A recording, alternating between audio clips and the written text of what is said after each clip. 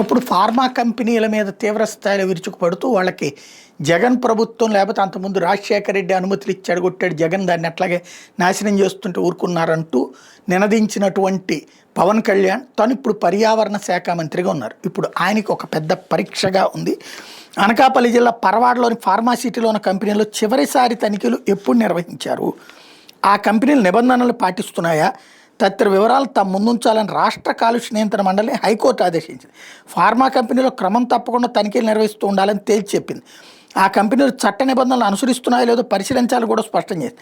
వ్యర్థాలను బహిరంగంగా వదిలేయకుండా కూడా చర్యలు తీసుకోవాలని తెలిపింది. తదుపరి విచారణ జూన్ 24కు వాయిదా వేసింది.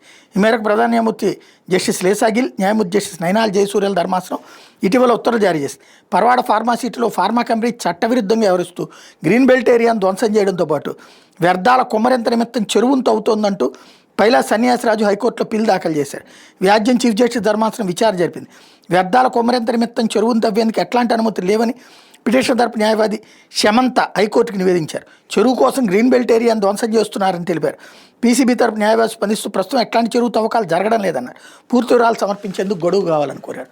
స్వయంగా అవసరమైతే పవన్ కళ్యాణ్ అక్కడికి వెళ్ళి చూపెడితే సరిపోతుంది కదా, పిటిషనర్ తప్ప ఇది అన్నటువంటిది. ఖచ్చితంగా పర్యావరణ విషయంలో ఏదో జరుగుతుంది, అది విధ్వంసమా అభివృద్ధి అన్న చెక్ చేసుకోవాల్సి ఉంది.